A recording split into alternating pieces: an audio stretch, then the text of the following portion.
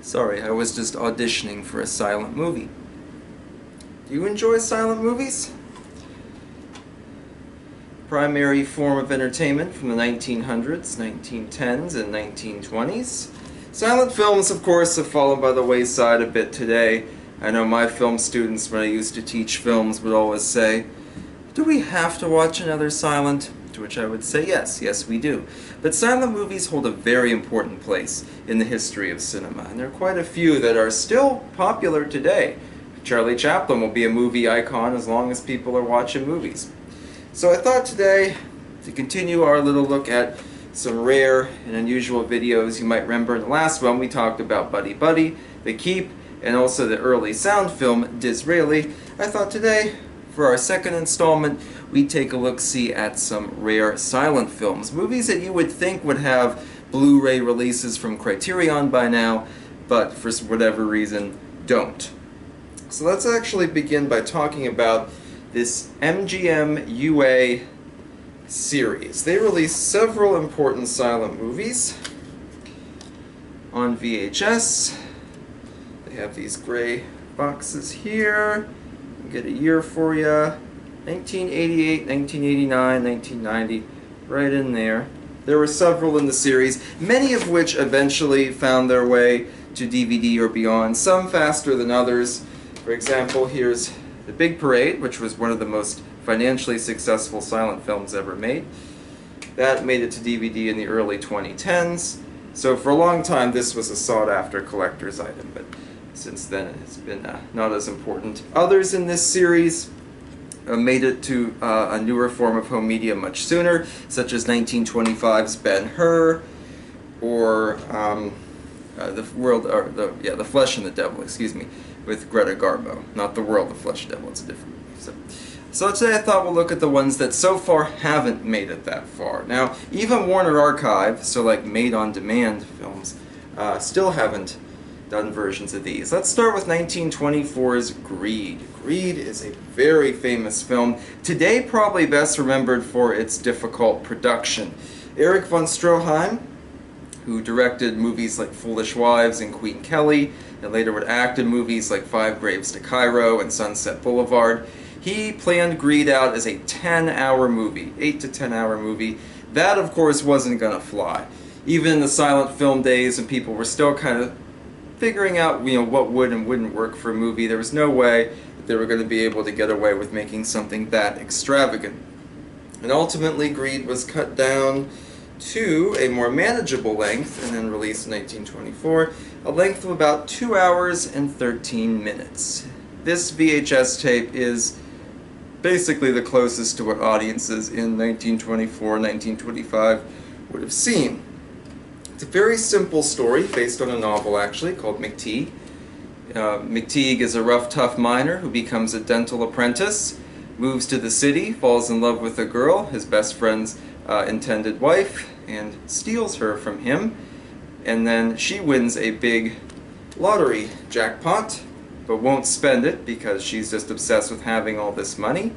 And meanwhile, the jilted lover figures that that money should have been his, so he's willing to fight or even kill McTeague to take it back. So, a simple story, but it works on the powers of emotions. Gibson Gowland as McTeague is terrific, and Zazu Pitts, today known for being the inspiration for Olive Oyl and Popeye, in a lot of comedies where she just says, "Oh my," acts all ditzy and stuff, but here she actually plays a woman who is obsessed with just, money, and dumps all the gold coins all over her bed and rolls around in them, that kind of thing. And it's a very odd performance for her. It kind of makes me wish she'd done more dramatic stuff. The finale is probably the best remembered part. It's been copied many times, just by Oliver Stone in U-Turn. The two men fighting in the middle of Death Valley in summer. And I don't doubt that filming there, which they did on location as far as I know, was probably excruciating. But probably the ultimate confrontation. How crazy would you go if you just won some huge, sweepstakes jackpot? Who knows? But there is another VHS version of Greed, which I don't believe was part of this MGM UA Silent Classics series, and that release was a reconstruction. Now, we can talk about films that were sort of lost and then put back together again. Metropolis is a good example. This isn't the best version of Metropolis. There's still you know, a few scenes missing that are explained away with text or with still photos or whatnot. But Greed, there's very little missing footage left. I believe Metropolis has been completely restored, or if not, very, very close. Greed hasn't. You know, so much of the stuff that was cut from this 8-10 hour idea down to 2 is lost. But there is another VHS tape with a 4-hour reconstruction. It has a different cover and whatnot that uses still photographs and stuff to explain some of the subplots and things like that. So, interesting stuff. But honestly, even as a 2-hour and some change movie, Greed is fantastic. I was really impressed. I didn't get this video till a couple years ago, but wish I'd gotten it much sooner. Very good. And someday I'm sure Criterion will put out some fancy Blu-ray, maybe with some restoration stuff like they did for It's a Mad, Mad, Mad, Mad World. Who knows? But Greed's worth your time. Also worth your time, 1928, The Crowd. The Crowd is a very simple story.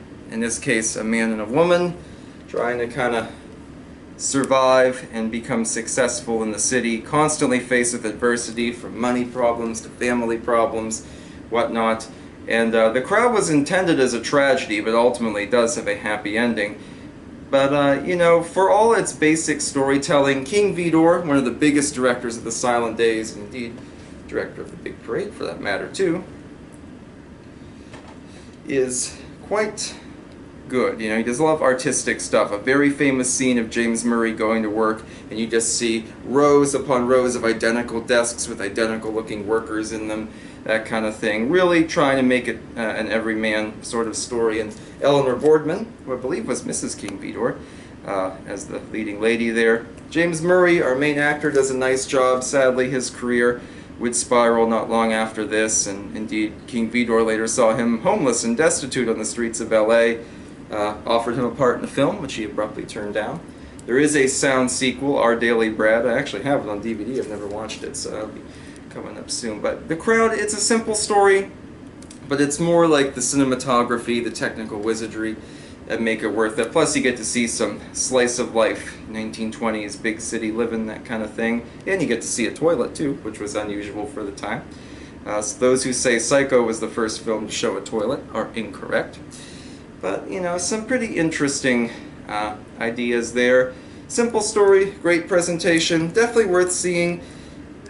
Maybe they feel that re-releasing it on DVD or Blu-ray or streaming or whatever wouldn't be, you know, worthy, because it is a simple story, but worth seeing a lot. A lot of movies borrow from it.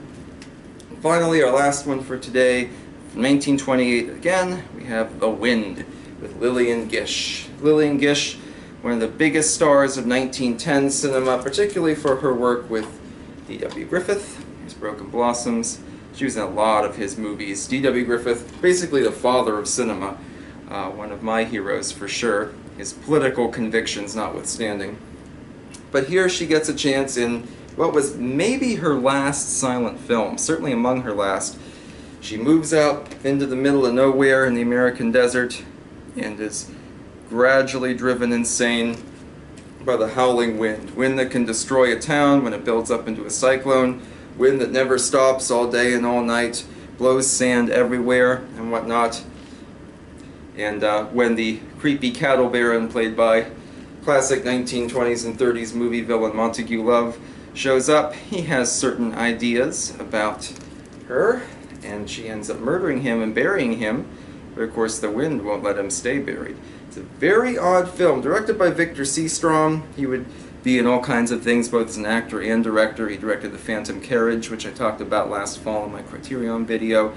Today, best remembered maybe for his acting roles later in life, like in movies like Wild Strawberries. But he does a great job directing this. And it's kind of a weird psychological thriller, but yet it's also a Western. A lot different than what you'd expect. Years ago, when the website TV.com existed, someone once posted there that The Last Silence were light years ahead of the first talkies. And The Wind is a great illustration of that, truly using the silent film art form to its maximum advantage. And definitely worth watching. Interestingly enough, Lillian Gish actually does an intro. She lived till about 1993, I believe. And she was almost 100 when she died. She recorded a little bit talking about filming in the desert and how hot it was and all that kind of stuff, and how much she liked Victor Seastrom who directed and so on. So it was really interesting, though, to actually get her opinion, someone who was there, and she had a lot of say in the production and whatnot too, because she was such a big star. So, but seemed very humble, so that was good. But very, very interesting stuff. I believe these two are basically unavailable if you don't have these VHS tapes. Greed, I think you can stream from Amazon, because technically it's in the public domain, but because all the restoration work has been done, I'm not exactly sure what would fall into public domain and what wouldn't. So I guess just keep that in mind. If you see a download thing, it could be legitimate, but at the same time it also might not be. So that was round 2 of our rare and unusual VHS tapes. We still have quite a few things coming up. We have some like Looking for Mr. Goodbar. But I think next we will actually jump into Shining Time Station, because there's quite a bit to unpack there, and about time we get some children's media on here, I guess, too. So nothing beats a good cartoon or good kids show. So anyway, hope you enjoyed this little adventure into silent cinema. If you have any favorite silent films, please list them below, and we'll see you next time. Thank you.